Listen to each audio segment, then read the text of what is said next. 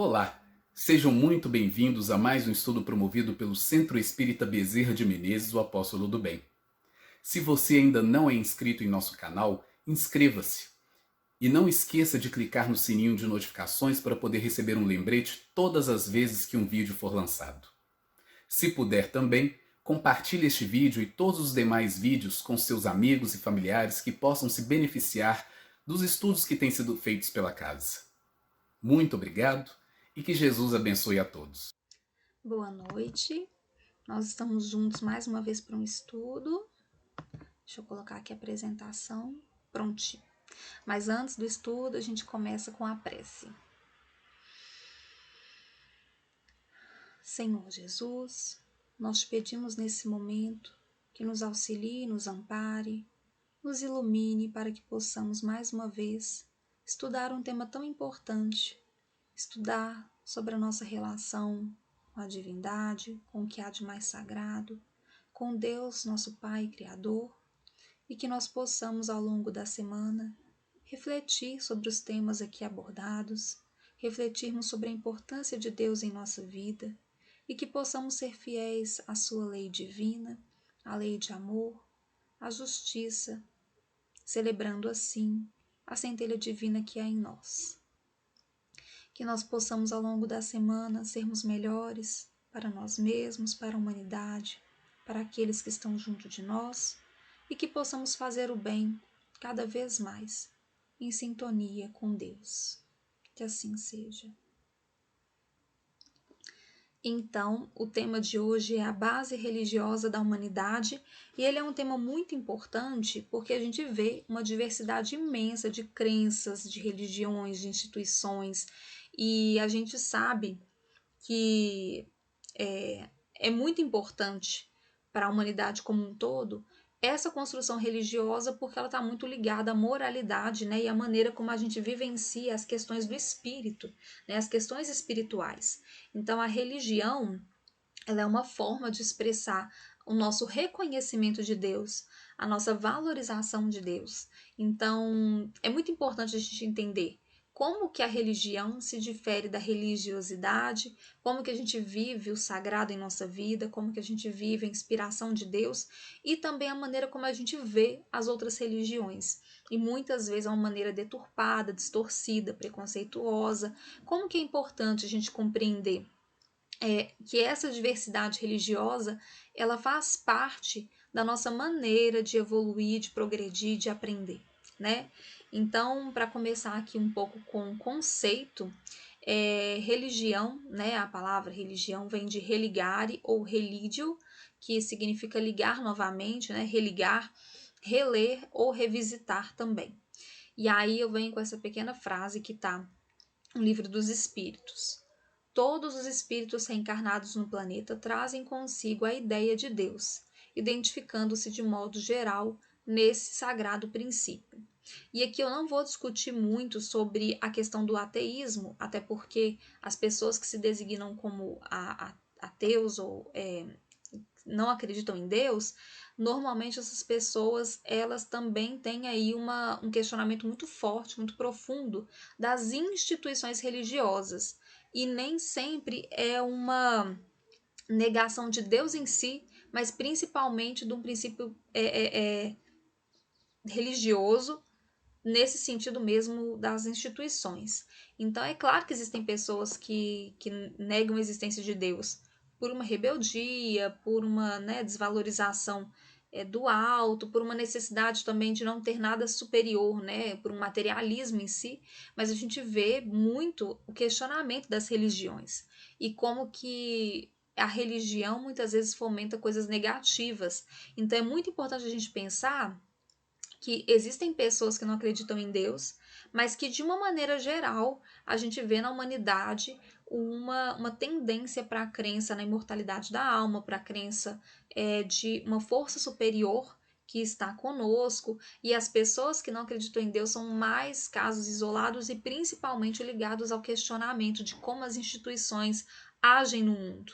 Então é muito natural que num planeta como o nosso, em que a religião é motivo para matar, torturar, perseguir, discriminar, o, Deus, enquanto religião, seja questionado, né? É muito natural e é muito triste também.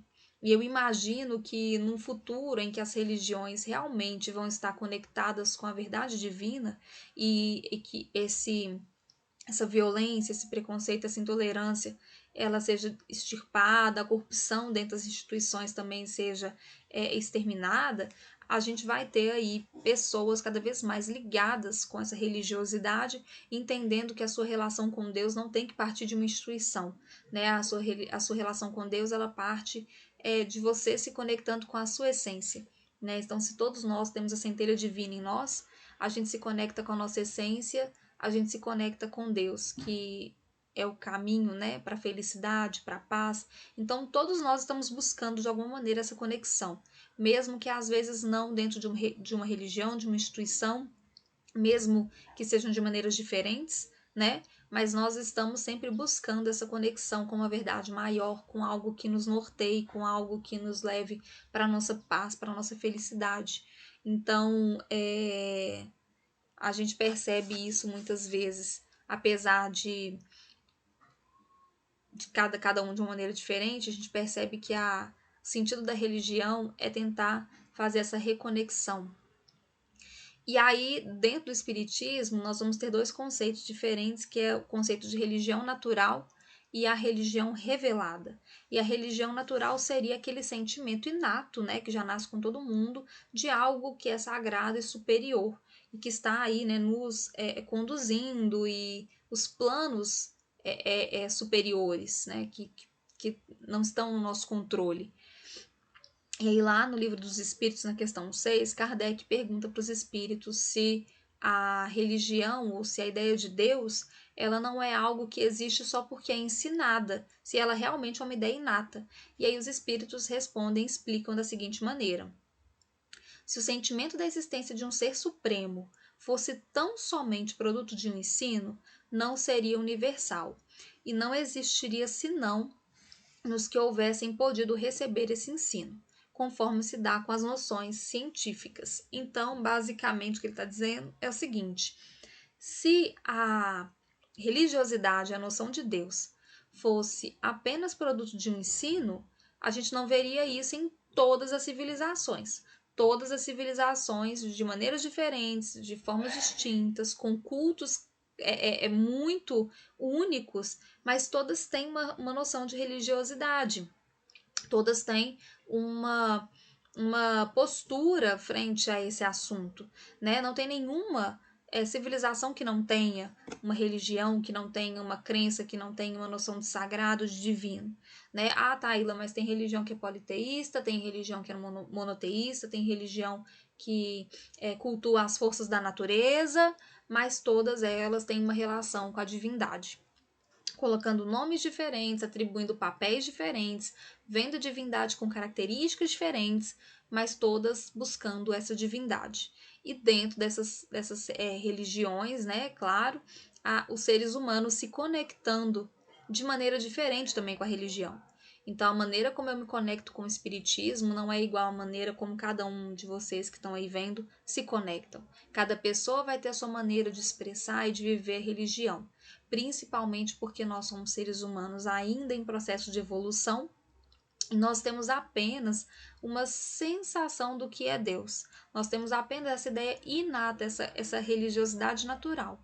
Nós não percebemos Deus, não compreendemos Deus, não temos uma sintonia bem estabelecida com Deus, né? E quando Jesus fala que ele é o caminho, a verdade e a vida, é porque ele é o único ser que passou aqui pela Terra que tem essa sintonia constante e aprimorada e bem fortalecida com Deus. Então, ele, com essa sintonia com o Pai, ele consegue estar sempre conectado, sempre ligado, sempre compreendendo, e isso é algo que para a gente ainda é muito difícil de compreender, de entender, e ainda está longe da nossa vivência. Quando estivermos bem evoluídos, conseguiremos, né? A gente vai conseguir fazer essa conexão e a nossa religiosidade vai ir para um outro patamar. Então, essa religiosidade inata é o sentimento divino que prende o homem ao Criador. as religiões são organizações dos homens, falíveis e imperfeitas como eles próprios, dignas de todo acatamento pelo sopro de inspiração superior que as faz surgir. São como gotas de orvalho celeste misturadas com os elementos da terra em que caíram. Eu acho que essa metáfora, essa analogia, ela é muito acertada.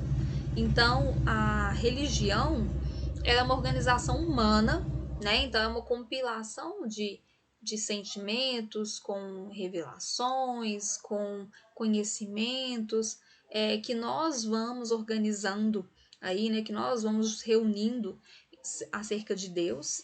E como nós somos falíveis, essas concepções elas nem sempre estão, né, alinhadas com a realidade.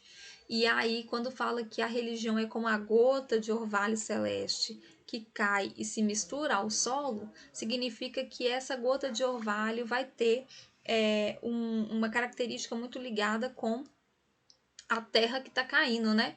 Então, assim, se cai numa terra que está mais suja, que está numa terra mais enfim, argilosa, uma terra mais impura, essa religião vai estar mais enlameada, vai estar mais ligada aí com os elementos dessa terra. Se cai num outro tipo de solo, vai ter uma outra característica, né? Então, assim, nós somos o solo e essa religião, essa noção de Deus, ela vem para a gente de diversas maneiras e a gente vai assimilando e construindo a nossa religiosidade a partir das nossas próprias experiências, da maneira como a gente vive, do modo como a gente percebe a vida, do modo como a gente se relaciona conosco mesmo, com os outros. E tudo isso tem a ver com a nossa evolução, né? A nossa capacidade de amar, de perdoar, de respeitar, de compreender, de raciocinar, né? Então, tudo isso influencia em como nós vamos construir as nossas instituições religiosas e vamos viver a nossa religiosidade.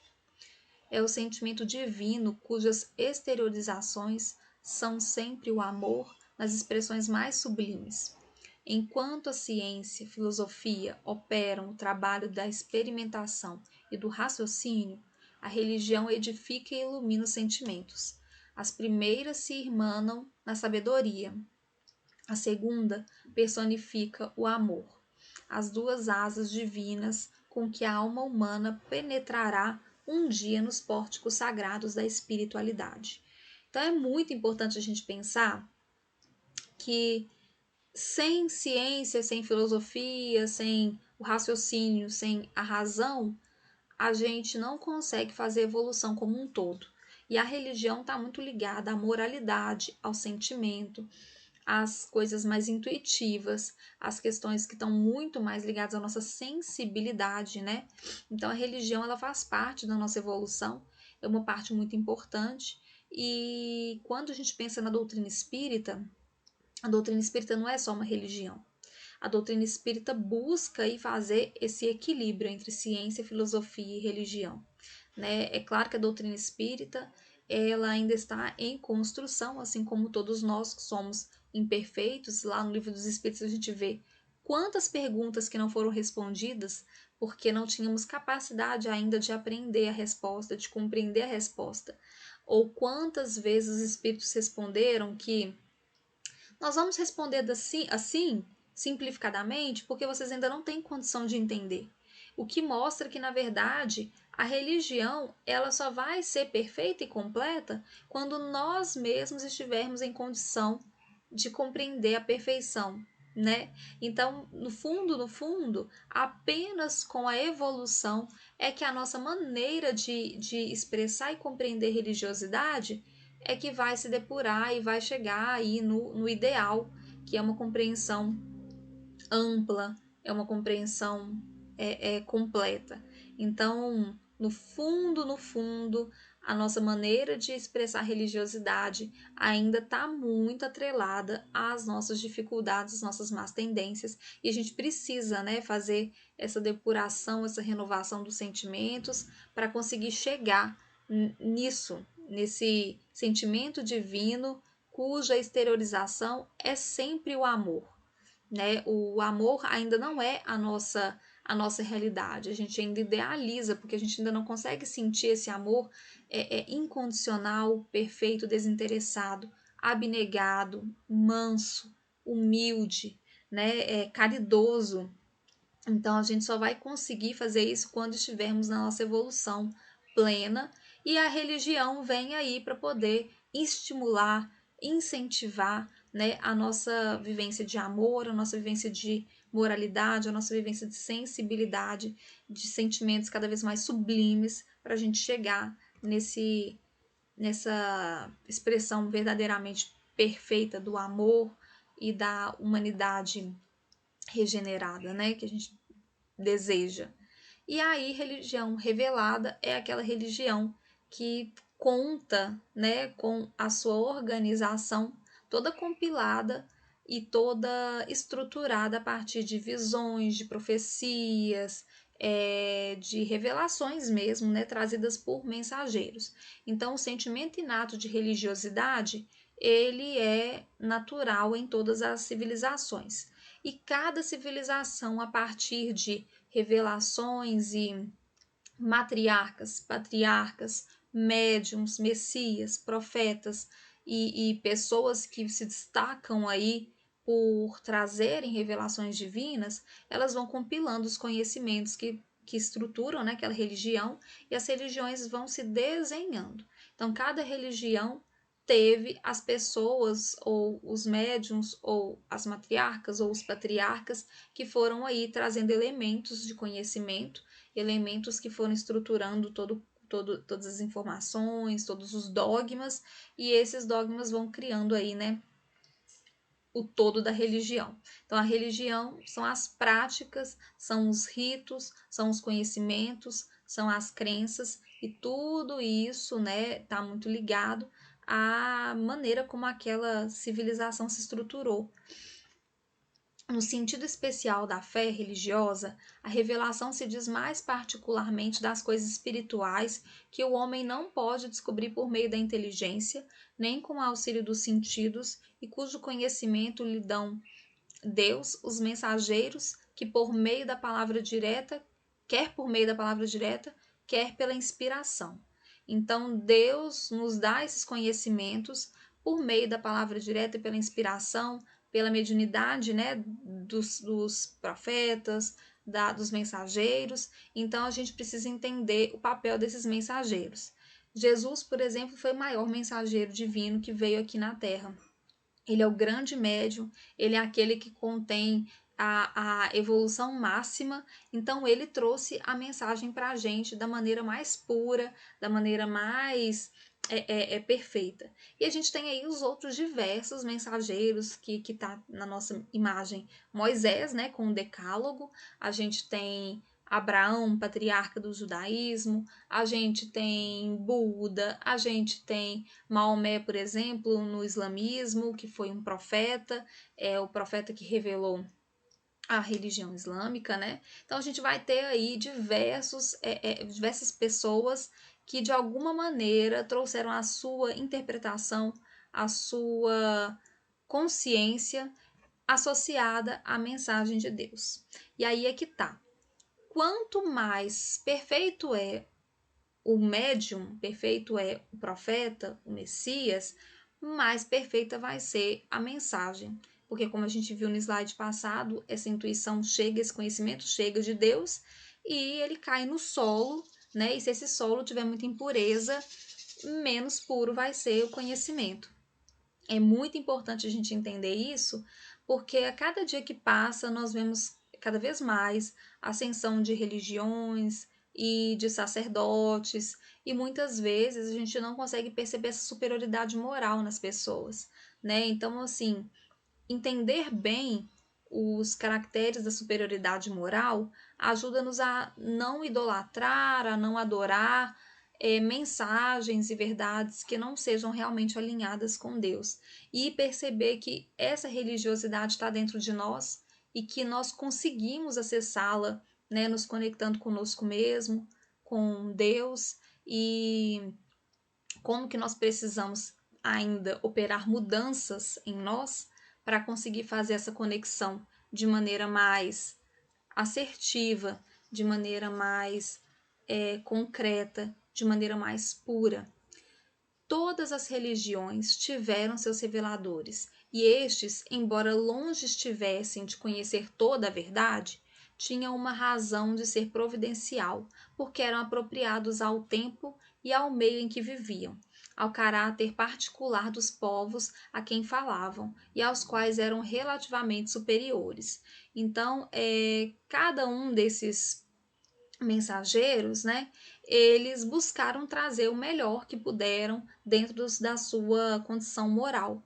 E também pensando que o povo em que estavam ali é, ligados era um povo com características próprias. Então a gente vai entender que a religião ela se desenvolve a partir dessa relação da crença, da fé, da revelação e daquilo que o povo dá conta. Então, o Egito Antigo, por exemplo, tinha essa crença politeísta, essa crença em diversos deuses, e houve um faraó que tentou criar aí uma crença no Deus único, um tipo de enoteísmo, né, que seria um Deus acima de todos os outros, outras entidades ali sagradas, mas que fossem menor do que um Deus, né? Então seria uma ideia de Deus único e as outras entidades sagradas ali inferiores, criaturas, e a gente vai estudar um pouquinho mais sobre os tipos de religião, mas naquela época a massa, a população não conseguiu assimilar. A população em geral, ela era politeísta e essa ideia de politeísmo era muito importante. Então essa crença do Deus único, né, essa crença em um Deus superior aos outros, ela não pegou, ela não se destacou, ela não foi assimilada, né? Então assim, a religião ela está sempre ligada ao desenvolvimento antropológico, ao desenvolvimento cultural, ao desenvolvimento civilizatório de um povo, de uma sociedade. É impossível você transformar uma religião e sem transformar as pessoas que estão ali. A religião é feita pela fé, ela é feita pela maneira como as pessoas entendem a vida, compreendem o outro, compreendem Deus. Então não dá para transformar uma religião sem transformar as pessoas que estão ali, né? Então a religião ela evolui e ela progride e ela se desenvolve a partir da evolução, do desenvolvimento, do progresso dos próprios crentes, né? Então não tem como você fazer um tipo de mudança que não esteja aí alinhada. Senão vai acontecer igual no Egito Antigo aconteceu uma vez, que essa crença num Deus único, ela não foi para frente, ela não vingou, ela não pegou, ela não conseguiu se desenvolver, justamente porque as pessoas não estavam prontas, não estavam ali alinhadas àquilo. Então foi uma tentativa que não foi para frente, né? Apesar dos erros de suas doutrinas, não deixaram de agitar os espíritos e por isso mesmo de semear os germes do progresso. Então é muito importante a gente pensar que mesmo não sendo perfeitas, as religiões elas estão ali como um estímulo, como um incentivo ao progresso, né? Esse estímulo ele claro que não vai ser perfeito, porque a religião não é perfeita. Ela é composta de pessoas que têm defeitos, que têm dificuldades, que têm más tendências. Mas a importância dessa religião é justamente fomentar, né, o progresso, estimular o progresso e semear o germe, né, divino, né, e nos conectar com a nossa essência divina.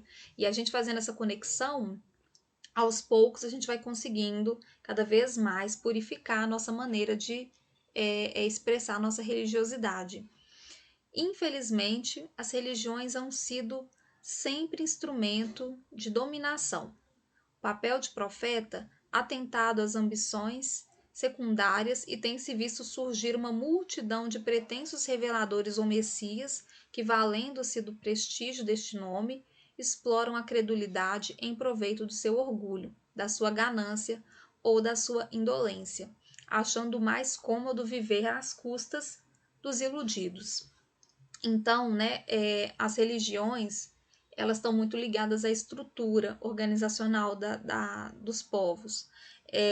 Então, é claro que a religião também tem sido um instrumento de dominação, seja uma dominação cultural, seja uma dominação de fé, seja o fanatismo, seja a dominação mesmo do preconceito, né? A gente pensar como que a religião ela influencia a maneira como nós vemos o outro, como nós entendemos o mundo, e muitas vezes quando as pessoas que estão ali envolvidas, elas se deixam dominar, elas acabam cedendo essa dominação, elas vão também de alguma maneira alimentar aí o potencial da ganância, da ambição, e as pessoas que estão à frente da religião, né, que estão ali como representantes, como referências, elas têm uma responsabilidade muito grande, né? Então a responsabilidade de uma pessoa que é referência numa religião é de conduzir, mesmo sendo imperfeito.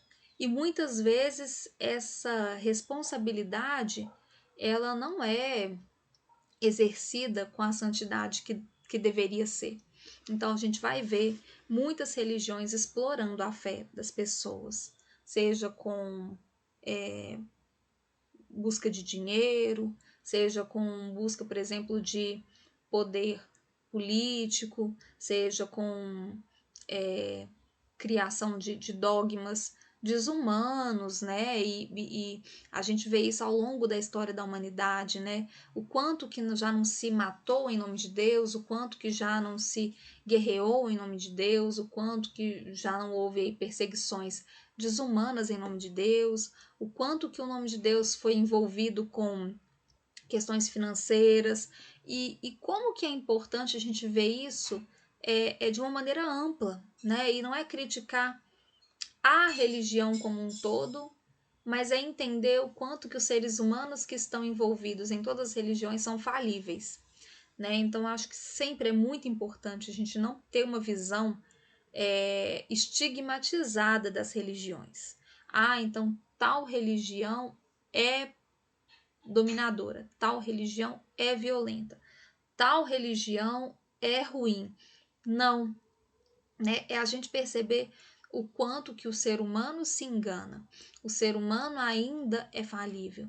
O ser humano ainda precisa de cuidado, ainda precisa de amparo, ainda precisa de auxílio. O ser humano ainda se equivoca, né? Então a gente tem que ter essa percepção muito cuidadosa, porque estamos hoje em uma religião que fomenta e que busca o respeito, né? O espiritismo é pautado na fraternidade, no respeito ao livre-arbítrio, no respeito às diferentes maneiras de pensar.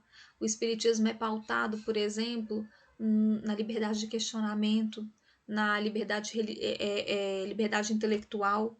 Então, uma religião que não vai contra a ciência, uma religião que não vai contra as diversas maneiras dos seres humanos entenderem a vida, é uma religião que tenta entender que cada pessoa está no seu local de progresso, no seu local de evolução, no seu espaço de consciência, e que ao longo das encarnações cada ser humano vive a sua evolução da sua maneira e passa pelas suas experiências, né? Então, como o espiritismo tem esse olhar, a gente muitas vezes acha que as outras religiões não estimulam isso.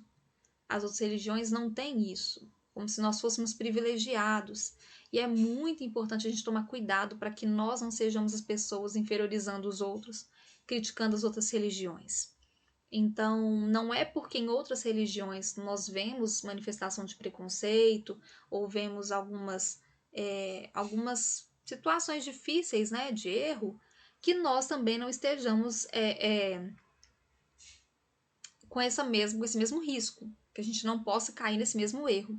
É muito importante a gente ter um olhar muito cuidadoso, tanto no que diz respeito à nossa maneira de expressarmos a nossa religiosidade e não inferiorizarmos outros grupos religiosos, não termos uma visão crítica às outras religiões de maneira antifraternal, quanto também quando a gente perceber essas situações que acontecem nas outras religiões e acontecem em outras maneiras de ver a vida, a gente entender que isso ainda faz parte do nosso processo evolutivo e que se estivéssemos naquela religião ou em outra situação, ou em outra cultura, ou em outro povo, em outra civilização, qual seria a nossa postura, né? Então, assim, estamos espíritas, podemos encarnar em outras religiões, e o mais importante é entender que cada cultura que a gente reencarna, cada religião que a gente reencarna, a aprovação vai ser diferente. Então a nossa postura vai ter que ser cada vez mais aprimorada. Então, se hoje eu encarnei no Brasil e venho de uma tradição primeiro católica, depois eu migrei para o espiritismo e compreendi no espiritismo a minha maneira de ver a vida, e eu tenho uma evolução assim, é entender que numa próxima encarnação eu posso nascer na Índia e posso estar exposta a outras provações. Posso não, eu vou estar exposta a outras provações. Eu vou ter que dar conta de lidar com uma nova maneira de ver a vida e eu vou ter que aprender a ser cristã, a me conectar com Deus e a expressar o meu máximo potencial de evolução ali naquele local com os elementos que eu tenho. Então, basicamente, a nossa doutrina espírita mostra que essa diversidade de contextos e de religiões e de culturas basicamente é uma diversidade também de provação, é uma diversidade de teste na nossa maneira de atuar na vida. Então, o verdadeiro cristão não é aquele que regularmente está lendo a Bíblia, o verdadeiro cristão não é aquele que conhece o Evangelho de trás para frente, o verdadeiro cristão não é aquele que expressa claramente: eu sou cristão. O verdadeiro cristão é aquele que, em situações diversas e adversas, consegue se comportar de maneira amorosa, respeitosa, consciencial, ética, humana, caridosa, solidária, que está sempre buscando se melhorar. E como a gente tem lá no Evangelho, o verdadeiro espírita é aquele que se esforça, que faz o bem ao máximo que pode e se esforça dignamente, persistentemente e fortemente em lutar contra suas más tendências. Então é muito importante a gente ter essa noção de que a religiosidade deveria ter essa essência e a gente tem que se apegar menos aos rótulos, né? Então, nossa, o católico, o protestante, o islâmico, o budista, o judeu, o umbandista, todos esses rótulos nada mais são do que a maneira como cada pessoa, como cada agrupamento de pessoas conseguiu sistematizar a sua forma de tentar encontrar Deus, de tentar encontrar o caminho. E que, na verdade, o que deveria guiar nós espíritos e o que deveria guiar todas as religiões é esse preceito, né, que é fazer o máximo do bem e buscar intensamente a transformação moral para a gente chegar num ideal máximo possível de perfeição, que é a perfeição relativa, né? Então, acho muito importante essa reflexão. E aí a gente vai pensar nos tipos de religião. Eu coloquei aqui, a gente vai falar sobre 6 tipos de religião. Existem inúmeros. O que eu vou falar aqui, eu precisaria de muitos anos de estudo para poder aprofundar. Então a gente vai só pincelar, a gente não vai falar profundamente, né? Aprofundadamente sobre cada uma, mas é para a gente ter uma noção geral. O politeísmo, né? O que é o politeísmo? Politeísmo basicamente é acreditar em vários deuses, deuses com uma gênese equivalente. Como assim? Né? Quando a gente vê, por exemplo, a mitologia grega, que inclusive alguns teóricos falam que a mitologia grega, né, a religião grega, ela não era politeísta, ela era enoteísta, mas uma maioria define como politeísta. Então eu vou pela maioria, até porque a gente entraria aí numa discussão muito filosófica e teológica que não é o nosso objetivo aqui. Mas a ideia do politeísmo é que você tem deuses de grandeza equivalente e divindades com, né, diferentes aí poderes ou manifestações ou papéis, mas essas divindades todas com uma gênese divina igualitária. E aí, na mitologia grega, para a gente poder ter uma comparação, a gente tem, por exemplo, Zeus e Ares como irmãos. Né? Zeus e Ares são filhos de Cronos e Geia. Olha, eu agora tentando lembrar toda a mitologia, que para mim é difícil porque são muitas informações. Mas Zeus e Ares são irmãos, né? E aí a gente vê que Zeus, na mitologia grega, ele é um deus muito mais poderoso do que diversos outros deuses que são seus irmãos. Mas por serem irmãos, eles têm o mesmo germe divino.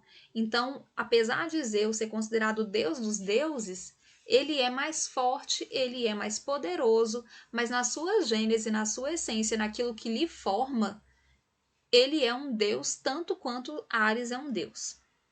São deuses com força diferente, com expressões diferentes, com personalidades diferentes, mas os dois são deuses, né? E é muito importante a gente pensar que nesse sentido o politeísmo é essa equivalência, é você acreditar nesses deuses com uma gênese divina equivalente, mesmo que com habilidades diferentes e poderes diferentes. Então é a mesma coisa que eu pensar, por exemplo, assim, na própria mitologia grega, a gente tem Afrodite como deusa da fertilidade, como deusa do amor, da beleza, né, da paixão, desses relacionamentos principalmente ligados aos relacionamentos conjugais. E a gente tem Palas Atenas, a gente tem Atenas como uma deusa que está muito mais ligada à estratégia bélica, ao raciocínio, à sabedoria, ao conhecimento. Atenas está muito, muito, muito ligada a essa. Gente, há uma coisa assim do raciocínio mesmo, empírico, e ela é musa nessa questão. E aí a gente vai entender que essas duas deusas, elas têm origens iguais, elas têm o mesmo potencial, mas elas têm papéis diferentes, elas têm poderes diferentes. Se a gente colocasse as duas para lutar, se tivesse uma guerra entre as duas, possivelmente, né, Atenas iria ganhar no sentido bélico, porque ela tem uma relação com essa questão da guerra. Inclusive, ela é a deusa guerreira, mas elas são deusas de uma equivalência igual, né? Então, se um povo precisa, por exemplo, de pedir sabedoria e pedir luz nesse sentido mesmo estratégico para resolver alguma questão, eles vão ao templo de Atenas. Se um povo precisa de pensar aí nas questões afetivas, um casal que, por exemplo, quer ter filhos e não consegue, ele vai pedir para Afrodite. Então, são duas deusas diferentes, com funções diferentes, com características diferentes, mas que têm aí um potencial divino que é equivalente. Né? Então, são deusas com a mesma grandeza. O enoteísmo já é diferente. O enoteísmo entende que tem um Deus superior, um Deus com uma gênese única e suprema, e outras divindades menores, que seriam aí os deuses, divindades auxiliares, né? Seriam personalidades, entidades divinas que não têm a mesma importância e magnitude daquele Deus único. E aí é uma mistura de politeísmo com monoteísmo, porque a gente vai ver que não tem essa ideia de politeísmo no sentido de que são vários deuses que são todos mais ou menos parecidos, né, na sua equivalência, na sua gênese, mas também não é o monoteísmo que entende que tem só um Deus criador e só uma divindade super poderosa, uma divindade única e suprema. Então é uma mistura. E muitos teóricos designam o hinduísmo, por exemplo, como uma religião enoteísta, porque apesar de ter várias expressões divinas, existe uma que é suprema, existe uma que está acima, que é superior a todas. E aí eu também não vou entrar na questão teológica, né? Porque eu não sou especialista nisso, mas algumas religiões têm essa relação. E aí eu coloquei também aqui a idolatria, porque a idolatria ela pode acontecer tanto no politeísmo quanto no enoteísmo, quanto pode acontecer separadamente. A idolatria é você adorar ídolos, e esses ídolos podem ser ou não vários deuses, pode ser ou não pequenas divindades. Então, a idolatria pode acontecer no enoteísmo e pode acontecer no politeísmo. Então, o que é a idolatria? Eu cultuo e eu acredito em forças da natureza, ou eu acredito em aspectos da existência. Então, por exemplo, nossa, eu vou cultuar um deus da guerra, né? Então, esse deus da guerra se torna um ídolo para mim. Ele representa algo, ele simboliza algo e eu cultuo ele. Ou eu posso, por exemplo, idolatrar as forças da natureza, como a chuva e o trovão e o vento e os mares.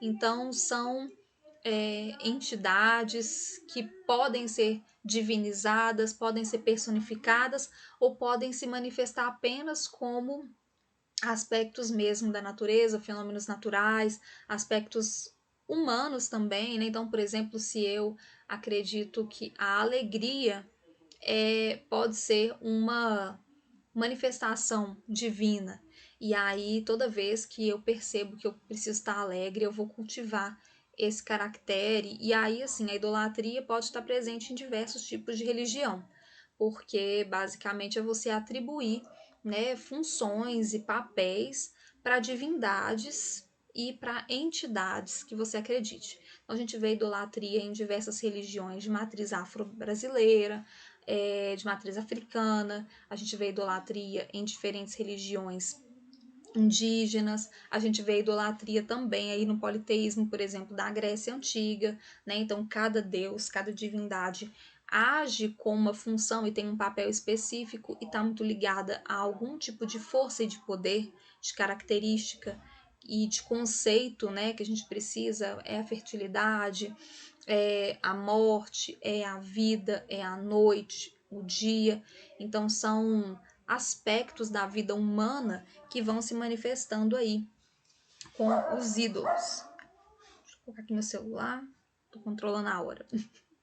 E então a gente tem esses tipos de religião.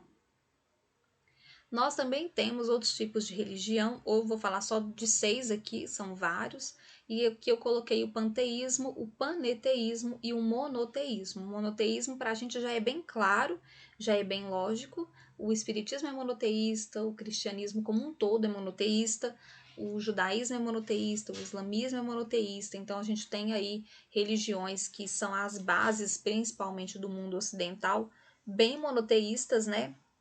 O monoteísmo está muito presente. O monoteísmo é acreditar em um só Deus, uma só inteligência suprema que está acima de tudo e todo o restante é criatura, né? Então, existe o Criador e as criaturas. E ponto. Essa é a visão monoteísta.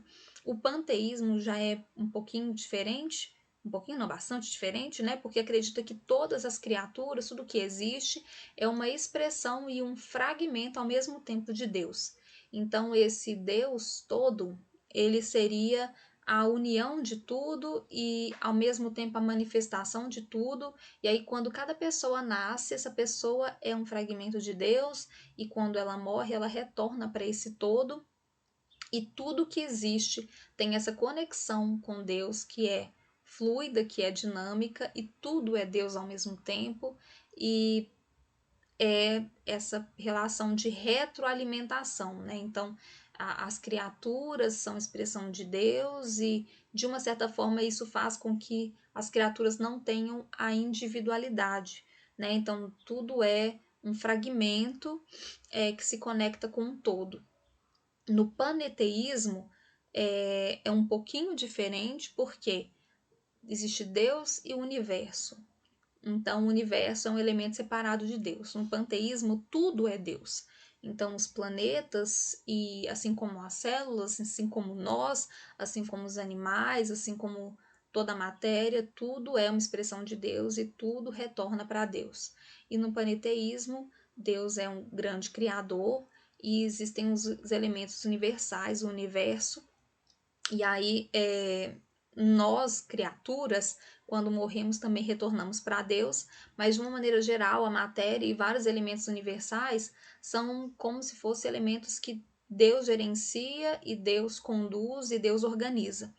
São duas religiões, são dois tipos de religiões que têm vários desdobramentos e subdivisões. Então, o que eu estou falando aqui é uma coisa muito genérica e que, se as pessoas forem estudar a fundo, elas vão perceber que existem linhas de raciocínio, correntes filosóficas dentro de cada uma dessas religiões e que isso que eu estou falando é muito geral, genérico e que não define de maneira completa tudo que envolve essas duas correntes, né? Então é muito importante pensar nisso, porque eu tô só dando uma pincelada bem genérica, bem geral. E aí a gente vai pensar que essa diversidade religiosa, ela tem um motivo de ser. Lá no livro Consolador, o Espírito Emmanuel fala o seguinte, né? Os cultos terrestres, porém, são exteriorizações desse princípio divino dentro do mundo convencional. Depreende-se daí que a verdade é uma só e que as seitas terrestres são materiais de experiência e de evolução, dependendo da preferência de cada um e o estado evolutivo em que se encontre no aprendizado da existência humana, e salientando-se que a escolha está sempre de pleno acordo com seu estado íntimo, seja na viciosa tendência de repousar nas ilusões do culto externo, seja pelo esforço sincero de evoluir na pesquisa incessante da edificação divina. Então, toda religião tem aí, né, aquilo que a liga com a verdade, pensando que a verdade é uma só, e a religião está em constante evolução, assim como nós, e que cada religião tem nas suas estruturas aquilo que a gente tem como estrutura na nossa vida, no nosso íntimo, no nosso estado interior. Então, se a gente se conecta com uma religião de maneira viciosa, de maneira tendenciosa, de maneira fanática, de uma maneira incrédula, isso diz muito mais da gente, né? E da nossa responsabilidade de construir a religião, de formar a religião a partir do nosso esforço sincero em evoluir, né? Toda religião, ela é composta pelas pessoas que estão ali, e é muito importante que cada um faça a sua parte para que a religião esteja em constante evolução. E essa constante evolução, ela está muito aí ligada, né, com a nossa maneira de perceber a vida. E aí, como que o nosso esforço ele é necessário, né? Então, uma coisa que eu estava aqui pensando é que quando a gente pensa nas religiões como maneiras de ver a vida, aceitas como maneiras de ver a vida, e entende que isso é uma verdade, ela é única, a gente percebe que até nós, espíritas, temos que dar conta de continuar mantendo esse progresso da nossa própria religião. A gente precisa continuar na pesquisa, a gente precisa continuar na edificação divina, a gente precisa continuar, não estacionar, né? Nossa, vamos aqui estudar o que já tem construído, o que já tem pronto e aceitar o que as pessoas vão dizendo ou as interpretações. Não, né? Quanto que é importante a gente se manter ativo e a gente colocar tudo em prática e não apenas estudar, porque quanto mais a gente vivencia a religião e a gente encontra a nossa maneira de vivenciar as práticas divinas e o Evangelho de Jesus e a nossa maneira de ver o mundo e a nós mesmos, mais a gente abre espaço para que as novas inspirações do alto cheguem para complementar.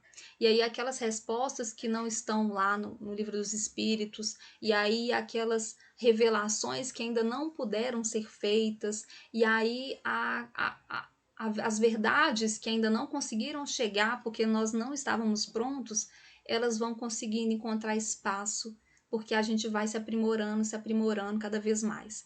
Então, quando a gente pensa em uma verdade só, não é que existe uma religião que está certa e todas estão erradas. A verdade, ela é universal, mas a nossa maneira de nos apropriarmos, de entrarmos em contato com essa verdade, é que tem que ser trabalhada para que a gente consiga compreender ela de uma maneira ampla e única, né? Que essa reflexão que eu consigo fazer. E aí eu gostaria de destacar aqui o papel do sincretismo religioso, no sentido de unir forças, né? Não no sentido de que nós temos que misturar tudo, mas como que o sincretismo religioso e a maneira como a gente consegue perceber a importância das diferentes concepções, ela vai quebrando os preconceitos, os paradigmas, e a gente vai entendendo a importância, né, de cada expressão religiosa. Então, quando a gente, por exemplo, no nosso centro espírita, a gente estuda as cartas de Santa Teresa, quando a gente vê a importância dessas personalidades, a gente está aí valorizando a história do catolicismo e como que o catolicismo conseguiu trazer para nós pessoas tão ilustres, né? Como que personalidades tão ilustres conseguiram expressar a sua caridade, a sua sabedoria, a sua justiça a partir do catolicismo. Quando a gente pensa aí em Martinho Lutero, com a reforma, né, protestante e a maneira como ele questionou e reivindicou a essência do cristianismo, como que ele trouxe um olhar crítico, revolucionário, né, no sentido mesmo de, poxa, vamos tomar cuidado com o que a gente está construindo aqui, vamos reformar, vamos mudar. Quando a gente consegue compreender a importância dessas personalidades, quando a gente vê em diversos locais, né? Quando a gente estuda, por exemplo, a mediunidade no Egito Antigo, quando a gente começa a estudar a mediunidade lá no tempo dos celtas, nos druidas, né? Quando a gente consegue entender a conexão que nós temos com toda a humanidade, a gente consegue ver a beleza dessa união de fatores, né? É unir mesmo aquilo que é bom de um lugar e de outro, estudar e compreender, valorizar e falar, nossa, o espiritismo é uma religião nova, né, relativamente falando.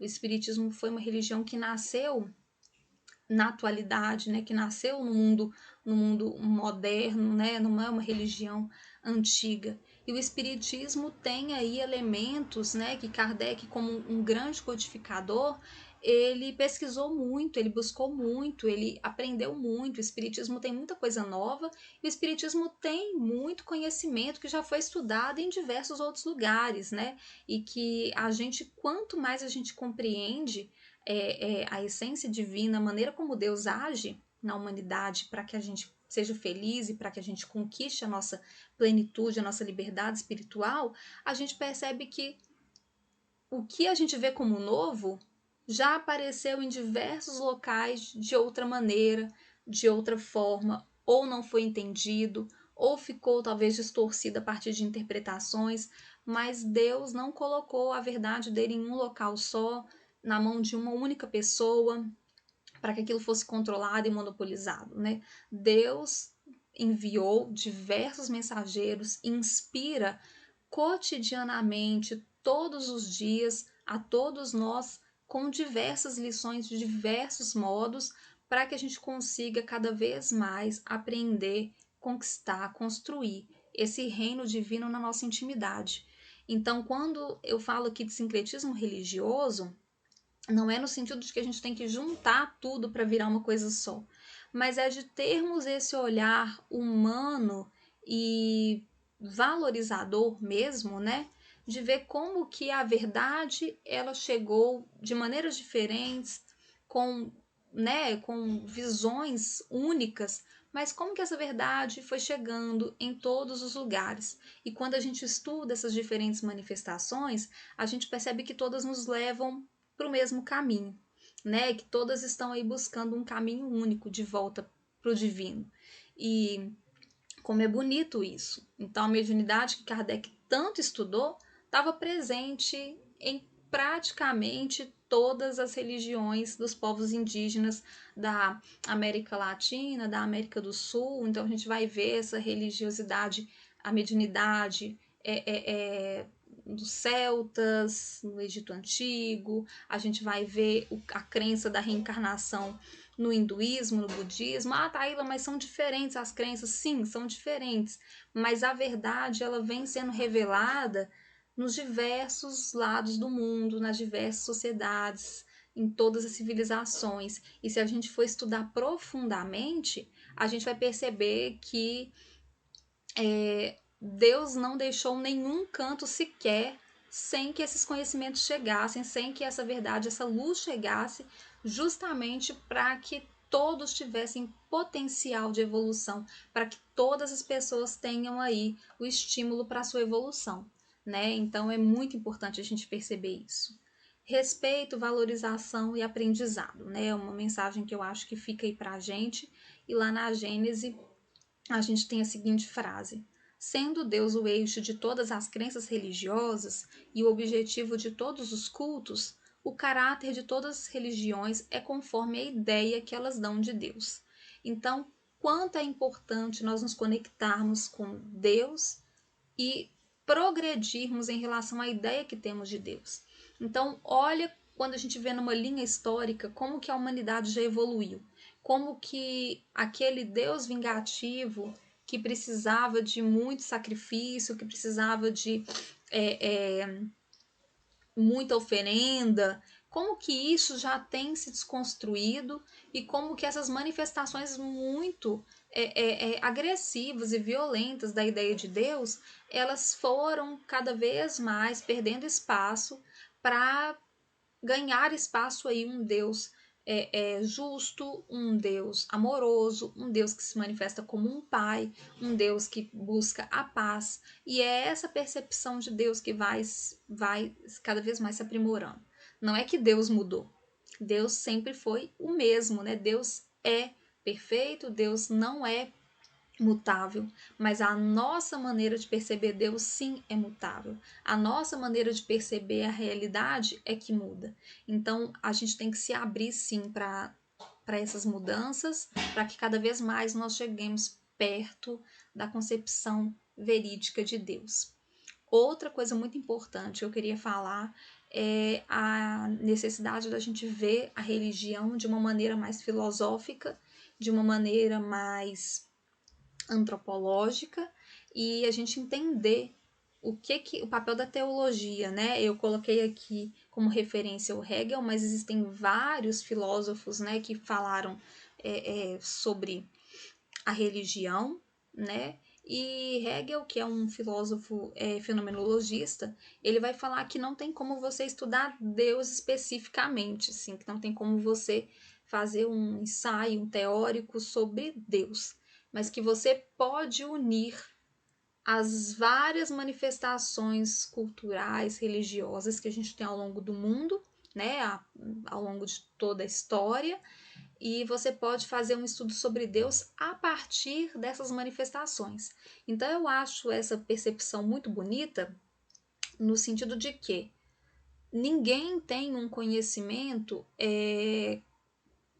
concreto do que é Deus. Lá no Livro dos Espíritos fala que a gente não consegue compreender Deus, que Deus para a gente ainda é uma intuição vaga, né? Ainda é uma sensação, né? Igual o conceito de espírito, que para a gente também ainda é inatingível, nós ainda não conseguimos conceber. Então a gente acaba, para poder estudar Deus, para poder estudar as questões espirituais, a gente acaba, na verdade, tendo que estudar a própria humanidade e a maneira como a gente manifesta isso. Né? A gente ainda não tem elemento, conhecimento claro sobre esses assuntos. Então, no fundo, a nossa maneira de nos conectar com Deus ainda está muito no terra a terra. E aí entra a importância desses mensageiros que vêm aí, né, com uma superioridade moral e trazem para nós pequenos elementos que vão aprimorando a nossa maneira de compreender Deus, né, a nossa maneira de nos sintonizarmos com a divindade. E a importância, né, dos teólogos, das pessoas que pesquisam e pensam e refletem profundamente para que a gente consiga realmente conceber ideias de Deus cada vez mais aprimoradas. E o papel do espiritismo nisso tudo, né? O papel do espiritismo aí é unir a fé e a razão. Então, o espiritismo é muito importante no que tange a intelectualidade, é entender que a razão não pode seguir sem a fé e a fé não pode seguir sem a razão, né? A capacidade de consciência crítica, de reflexão, de meditação sobre os assuntos, essa capacidade ela tem que ser alimentada e construída. Valorizar a ciência, então, né? A religião ela não pode sobrepor ao conhecimento científico. A religião não pode desvalorizar ou querer desbancar ou querer diminuir os dados e o avanço da ciência. A religião ela pode nortear e conduzir para que essa ciência haja de maneira humana, de maneira fraternal, de maneira solidária, mas a religião e a ciência não devem brigar, não deve ser ou uma ou outra, né? A religião ela tem que andar junto aí com o conhecimento científico e com o conhecimento filosófico, né? Então, basicamente, com essas três andando juntas, a gente consegue alinhar aí reflexão, pensamento, sentimento, sensibilidade, né? Inspiração, e aí o ser humano vai evoluindo de maneira integral, holística e equilibrada. O Espiritismo também vem descortinar perspectivas e interpretações, então a gente vai ver que o texto bíblico, né, e o Evangelho de Jesus é muito afetado na interpretação pela doutrina espírita. Nós espíritas não interpretamos como as outras religiões todo o texto bíblico. A gente tenta tirar o espírito da letra de uma outra maneira, né? Então, assim, a nossa maneira de perceber toda a construção judaico-cristã ela foi transformada a partir das interpretações que Kardec começou a propor, né? Então a gente vai ver que a gente começa a perceber ali a reencarnação sendo descrita, a gente começa a perceber como que a mediunidade é descrita. Então tudo isso é uma maneira nova de interpretar, é uma perspectiva nova acerca de um conhecimento de uma escritura sagrada. Outra coisa é esclarecer e acrescentar aspectos na revelação cristã.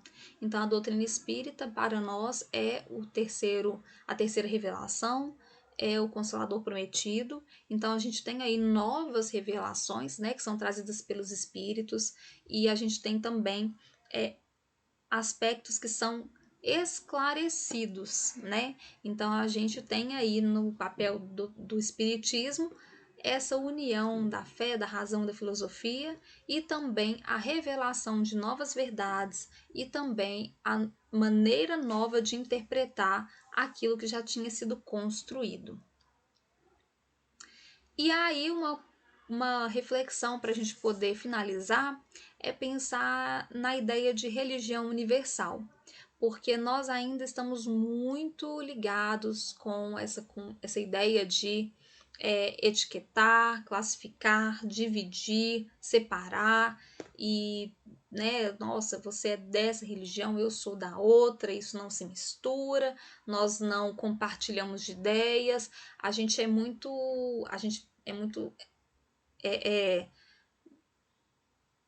segrega as coisas, né? A gente é muito ligado aí à necessidade de fixar conceitos e distanciar esses conceitos, deixar claro que tem uma fronteira muito específica entre uma coisa e outra, e às vezes a gente não entende que o papel do espiritismo, o papel da evolução, é justamente o ser humano ser menos segregário e ser cada vez mais gregário, né? É o ser humano cada vez mais se reunir, se unificar, se sintonizar um com o outro na nossa irmanidade, na nossa humanidade, naquilo que há de herança divina em nós. Então, essa necessidade de ficar separando os papéis de cada religião, isso é algo que com a evolução vai cada vez mais diminuir.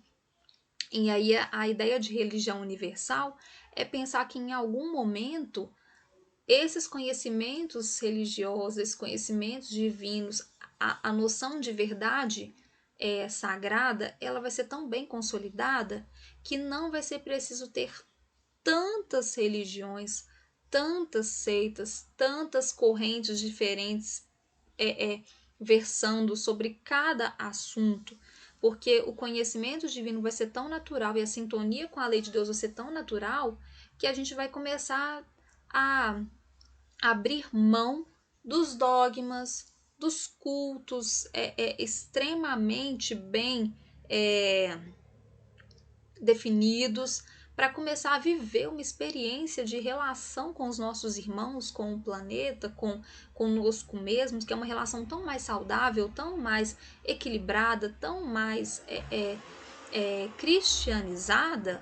A gente não vai precisar de ficar levantando bandeira do eu sou isso, eu sou aquilo, você não é, eu tô certo, você tá errado, esse é bom, esse é mal, esse é verdadeiro, esse é mentiroso, e é muito mais perceber que cada um com a sua maneira de expressar religiosidade, de viver religiosidade, tem que entrar em sintonia com Deus a partir das leis na própria consciência e a partir de uma relação que é totalmente única, né? Quando Jesus fala para a gente que ao orar, entra no teu templo, entra no teu quarto e você viver essa religião, esse contato com Deus intimamente, isso claramente significa para nós que a nossa maneira de nos conectar com Deus, ela é muito menos complicada e ela é muito mais interna do que uma instituição com muitos adeptos, com várias regras, com vários rituais, ou com vários sacramentos, ou com várias normas, com várias normas, né?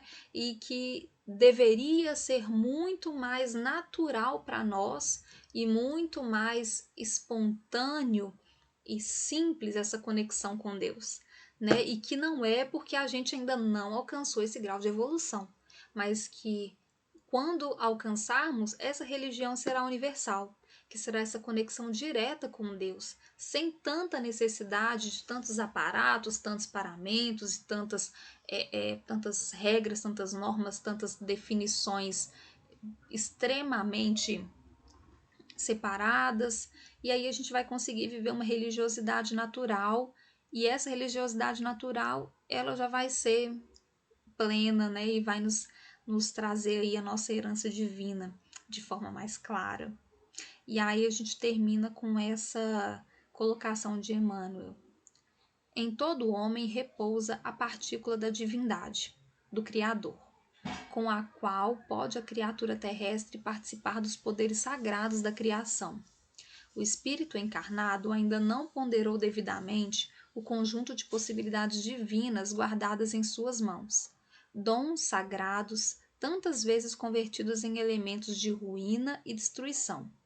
Entretanto, os poucos que sabem crescer na sua divindade, pela exemplificação e pelo ensinamento, são cognonimados na terra santos e heróis, por afirmarem a sua condição espiritual, sendo justo que todas as criaturas procuram alcançar esses valores, desenvolvendo para o bem e para a luz a sua natureza divina. Eu finalizo assim o nosso estudo. Deixa eu colocar aqui primeiro as nossas referências. E eu agradeço a atenção de todos. Eu espero que com esse estudo a gente possa refletir muito sobre a importância de Deus na nossa vida, sobre a importância de criarmos uma relação com Deus que seja pura, que seja forte, que seja concreta e que a nossa fé esteja cada vez mais associada aí à nossa intimidade, como Jesus vem nos ensinando, né? Entrar para o nosso templo divino interno e encontrar Deus na simplicidade da criação. Eu vou finalizar com uma oração. Amado Mestre Jesus, abençoa-nos nesse momento com tua luz divina, com o teu amparo, e que nós possamos crescer espiritualmente, alcançar a compreensão de Deus nosso Pai, compreendermos, Senhor, que este Deus está aqui conosco, que este Deus nos ampara e nos ilumina, e fortalecermos nossa conexão com o nosso Criador. Que o Senhor Jesus possa estar conosco em cada momento de nossa vida e que nós possamos encontrar todos os dias em nossa intimidade o nosso legado divino e desenvolvermos as nossas virtudes para o bem de nós mesmos e da humanidade, para o bem de todos. Que assim seja. Obrigada pela atenção e eu espero que a gente possa estar juntos de novo em algum outro estudo depois. Tchau, tchau.